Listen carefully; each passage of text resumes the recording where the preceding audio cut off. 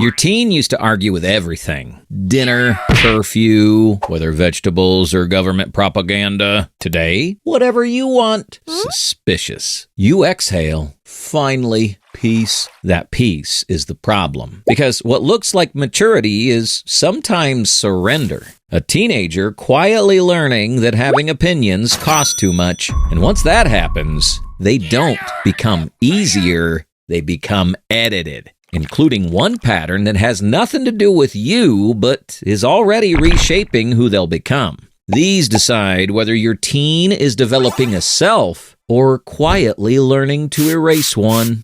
The fourth survival strategy. Here's what most parents do when the arguing stops. They assume they won. The boundaries finally landed. The parenting finally clicked. So they don't ask questions. They take the easy relationship and don't look too hard at what's underneath it. Underneath it, they're teenagers running a calculation that psychotherapist Pete Walker identified as the fawn response. The fourth survival strategy nobody talks about because it looks cooperative from the outside. Fight, flight, freeze, and fawn. The brain's least dramatic superpower, becoming everyone's favorite wallpaper, where their brain finds safety through becoming exactly what the other person needs, before they even have to ask. It develops in environments where the cost of asserting yourself felt too high, where love came packaged with conditions, or the atmosphere was unpredictable enough that your kid's brain ran the math and landed on, well, easier to agree. You've done this. The restaurant where you said, "I'm easy, whatever the table wants," and then quietly hated the pasta. That's not a personality change. That's a survival response, quietly wearing a personality change's clothes. The job their brain actually has right now. Here's what makes this specific to teenagers and why the timing matters. Your teen's brain has a job this decade. It involves a lot of arguing. That's the feature, not the bug. Arguing about dishwasher loading may actually be healthy. Humanity's darkest domestic conflict. Turns out it has a developmental purpose. Psychologist 𝗵𝗲𝘀𝗻𝗄 mapped out what healthy identity formation looks like. And it requires friction. The kind that happens when you say, "I disagree," and stay in the room long enough to find out who you are on the other side of it. You met this kid, straight A's, zero visible rebellion. Chooses whatever's easiest for everything from college majors to pizza toppings. That's an identity status called foreclosure. It's when a teen adopts the values and preferences of an authority figure wholesale without ever exploring whether those things are actually theirs. Foreclosed teens look settled, easy, low conflict, psychologically serene, internally buffering. They're borrowing someone else's self. It tends to crack around 23. Someone who aced every metric but has no idea what they actually want now that nobody's handing them the rubric. They freeze up in front of menus. They scroll Netflix for 45 minutes and land on something they've already seen. They date whoever seems interested. You watch it happen and think, but they were doing so well. They were performing well. Those aren't the same thing. Figured out who they are and gave up trying to find out look identical from across the dinner table. The edit happening in real time. Now, here's the part that catches parents off guard. The environment doesn't have to be scary for this to happen. Your teen is tracking the microsecond between "I disagree" and your response. Whether correction lands as information or as something colder. Whether you recover fast or slow. Their antenna for disapproval is running at a frequency you can't hear. Teen brain hears one sigh and treats it like a FEMA emergency alert. Not because they're fragile, because their brain is doing exactly what it was designed to do at this age. The drama is proportional. The sigh was not. So they start editing the big stuff first. Opinions they know will create friction. Then preferences, feelings about friends, what actually happened on Friday, then the small stuff, until editing becomes the default and they've lost track of what they actually think. The tell is when you catch them mid-correction. They start to say something, then pause, then say, whatever you want. That pause is the edit happening in real time. The 3 stages nobody names. And once this starts, it doesn't stay small. First, they stop volunteering opinions. They answer questions, but stop initiating. There's a flatness to the conversation that's hard to name. That's not tiredness. That's reduced exposure. Second stage, mirroring. Whatever mood you're in, they'll find a version of it. A 15-year-old doing that between AP chemistry and figuring out who they have a crush on is clocking in for a shift nobody assigned them. No contract, no benefits, no overtime. Somehow full-time, getting paid and nothing except the temporary relief of a room that stayed calm. Third stage is what looks most like peace. Sure. Fine. Whatever you want. You ask what they want on the pizza, and they genuinely can't answer. Hey, what do you want on pizza? Silence. Anything. Cheese? Not really. What then? I don't know. Whatever. This is not a pizza problem. They haven't stopped caring. They've stopped being able to locate themselves, and they don't know when it happened. What it feels like from the inside.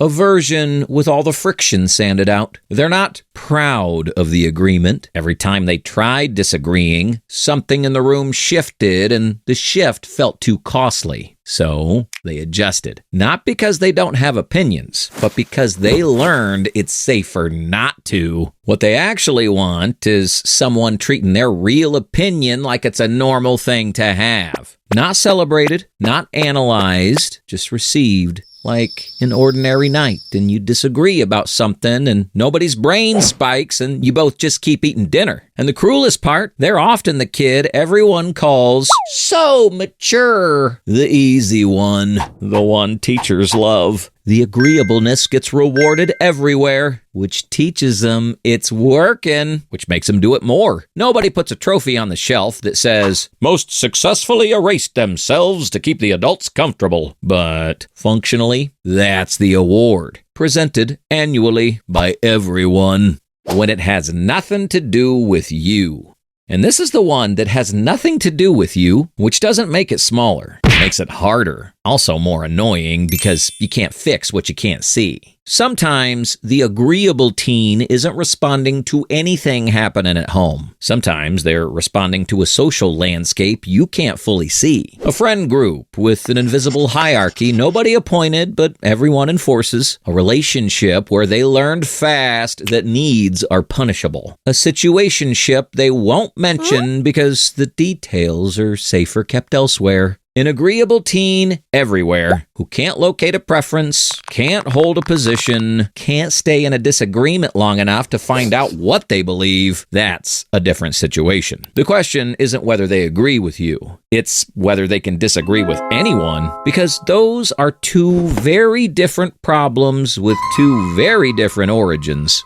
The boring thing that actually works. What breaks this is quieter than most parents expect. Not a structured conversation about identity, not a sit-down about the importance of having opinions, which would produce the most enthusiastic agreement you've ever seen. It's tolerating the friction when it comes back. Every single time it comes back. Because when a fawning teen starts testing the water again, a slightly different opinion, a small pushback, their brain is running a survival experiment. The data they're collecting, does this cost me anything? If the answer is consistently no, the pattern starts to soften. Some parents accidentally close this down by going too big. I'm so glad you said that. Tell me more. Which sounds supportive, but reads as performance. And performance means stakes. And stakes mean start editing again. The move is meant to be boring. Let the disagreement be ordinary. Let them be wrong about a movie and just watch it. Your teen says the ending was good. You thought it was terrible. You say, I hated it actually, and pass the popcorn. No debrief. no growth moment, just two people watching a bad ending disagree about it, and nobody's world ended. Their brain remembers that. Next time, a little more of them enters the room. Same thing when they push back on a rule, and you just say, I hear you. Answer still no. Want some cereal? And the conversation ends without casualties. Small data points over and over in the direction of this is safe. The performance you mistook for peace.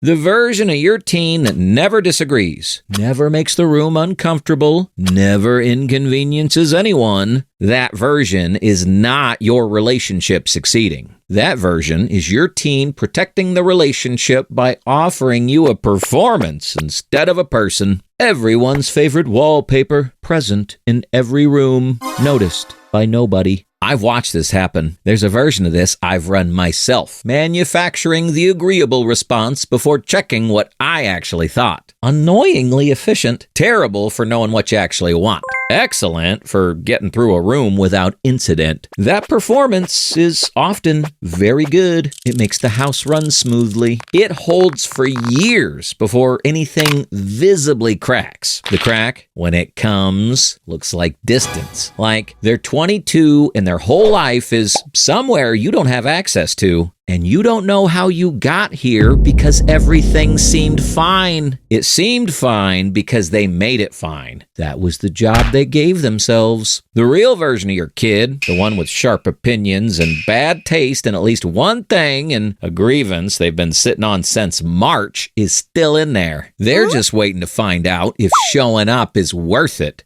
Give them some data that it is. Not the dishwasher, not the curfew, not even the pasta. Just an ordinary night and a disagreement that costs nobody anything. Just the popcorn. Just letting them be wrong about something small without making it mean anything. Because a teen who knows their disagreement won't cost them the relationship is genuinely harder to manipulate by everyone else. The friend, the partner, anyone who benefits from someone who never pushes back. The capacity to say, I don't actually agree with this, is not a problem to manage. It's the entire foundation of a self. Because once a kid learns their voice costs them something, they don't stop having one. They just stop using it where it matters most. If you're wondering where the agreement starts, how kids learn long before the teen years that having a voice costs them something, watch. This is how kids learn conflict isn't safe. That video is the beginning of this one.